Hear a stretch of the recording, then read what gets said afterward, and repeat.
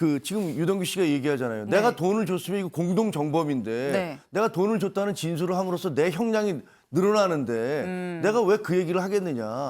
아니 나는 어차피 저 사람들이 나에게 모든 걸 다 떠넘기려고 하니까 내가 다 진실을 밝히겠다라고 생각을 했기 때문에 네. 그렇게 결심했기 때문에 폭로하고 있다라고 얘기를 했고 거기에 따라서 진술들을 하고 있는 거라고 저는 봐요. 네. 녹취록에서 유동규가 돈을 받은 것들은 다 기록이 되어 있습니다. 네. 만약에 거기 돈을 받았을 때 이거는 뇌물이 되면은 형량이 굉장히 높아지는 거죠. 그런데 지금처럼 단순 전달, 정치 자금으로 전달한 걸로 되면 형량이 매우 낮아지고 지금 나와서 재판받고 있지 않습니까? 네. 네. 유동규 1억 넣은 상자 이렇게 재킷에 네. 재킷에 뭘 어떻게 했다는 걸까? 지금 볼까요? 어제 공판이 있었습니다. 네, 공판에서 김용 전 부원장의 이 공판이었었는데 법정에서 실제 2억 원의 돈을 어떻게 했는지를 보여줬다고 합니다. 일단 이 현금 1억 원씩을 담은 이 갈색 박스 2개, 빈 박스 하나를 준비를 해서 이 쇼핑백에 세로로 넣고 위에 빈 박스를 넣고 테이프를 좀 밀봉을 좀 해보고 이런 것들을 다 지금 시연을 했다는 건데 특히 그 중에서도 2021년 4월 유원홀딩스 사무실에서 김용 전 부원장이 품에 1억을 넣고 가는 모습도 좀 시연을 했다라는데 이게 지금 넣었더니 외투가 너무 불룩해갖고 방청객들이 웃음을 터뜨리는 일도 있었다라고 지금 기사가 나왔습니다. 네, 일단 이 돈을 재킷에 넣어서 일단 좀 시연까지 했다는 건데 시연 말고도 또 뭐가 있었냐? 다음 기사 좀 같이 볼까요? 김용, 정확히 언제 어디서 내가 돈을 줬다는 거냐? 유동규, 사건의 본질은 일단 돈을 받았다는 거다라고 얘기를 했습니다. 지금 법정에서 고성이 오갔습니다. 지금 현금 2억 쇼핑백 밀봉 채현했다고 말씀을 드렸고 채용 청탁에 대해서도 정진상한테 말을 하라고 내가 얘기를 또 했었다라고 얘기를 하는 건데 지금 이런 얘기들 고성이 오갔다는데 다음 기사 마저 좀 볼까요? 김용 전 부원장은 돈을 줬다는 장소 혹시 인터넷 지도로 본 거 아니야? 라고 얘기를 허위 아니야? 라고 좀 얘기를 하는 거죠. 유동규 전 본부장. 공원에서 나랑 담배 피면서 얘기했지 않습니까? 기억 안 납니까? 라고 얘기를 했다고 합니다. 지금 두 사람 얘기가 굉장히 지금 갈리고 있습니다. 김유임 위원장님. 두 사람의 얘기가 이렇게 갈리는 거 어떻게 보세요? 돈을 준 시점을 기억이 못해서 그러다 보니까 좀 벌어지는 문제 같기도 하고요. 재판장에서 일어난 일이 드라마나 코미디 같이 보이는데요. 네. 웃음까지 선사하면서 이거의 핵심은 날짜를 특정하지 못하고 장소를 특정하지 못한다는 것. 그걸 가지고 지금 구속과 기소와 재판이 이루어지고 있기 때문에 지금 이런 현상이 나타나고 있는 것 같습니다. 날짜도 2달, 6월에서 7월, 8월에서 9월, 6월 초, 몇 월 며칠도 아니고 그렇게 하지 못하고 있고 그 이유는 그 날짜를 특정했을 때 거기에 받을 수 없는 알리바이가 나올 수 있을 걸 우려하는 것 때문이고 네. 장소에 있어서도 인터넷 지도로 받느냐라고 물을 만큼 정확하지 않다는 거죠. 그러면서 담배 피우며 얘기하던 이런 부분은 또 세세하면서 날짜 기억은 없이 이걸 가지고 지금 재판이 진행되고 요거의 핵심은 유동규의 진술 번복만이 있기 때문이라고 생각합니다.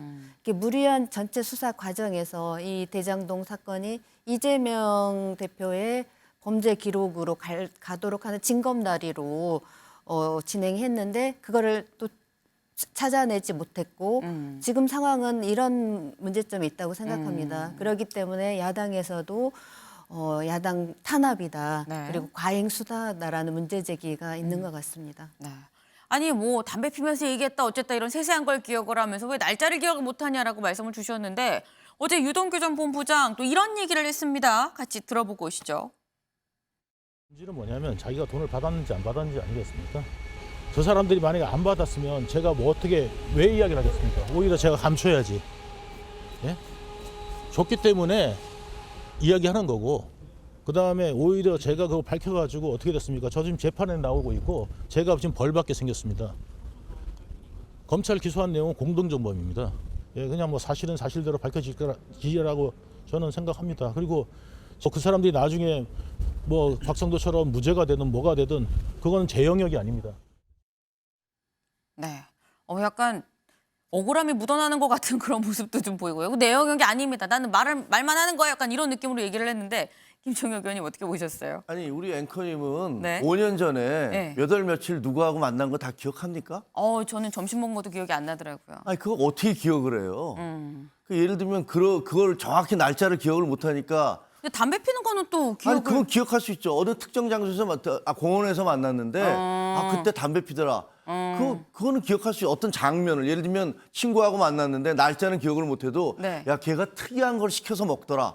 라는 건 기억할 수 있어요. 인간의 기억이라는 게 그런 거죠.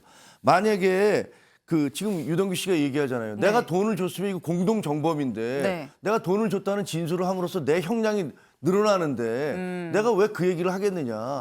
아니 나는 어차피 저 사람들이 나에게 모든 걸 다 떠넘기려고 하니까 내가 다 진실을 밝히겠다라고 생각을 했기 때문에 네. 그렇게 결심했기 때문에 폭로하고 있다라고 얘기를 했고 거기에 따라서 진술들을 하고 있는 거라고 저는 봐요. 네. 그리고 만약에 김용 씨나 정진상 씨가 네. 만약에 아무런 꺼리낄 게 없다면 왜 유동규 씨한테 전화를 해서 네. 핸드폰을 던져버려라. 그리고 쓰레기를 먹고라도 병원으로 가라. 어디 멀리 숨어 있어라.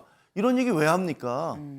그런 얘기 한 이유를 보면은 왜 구속영장이 발부가 됐겠습니까? 뭐 판사님이 근거 없는데 증거도 없는데 사람에 저렇게 정치적으로 민감한 분들에 대해서 구속영장을 발부하고 압수수색 영장을 발부했겠습니까?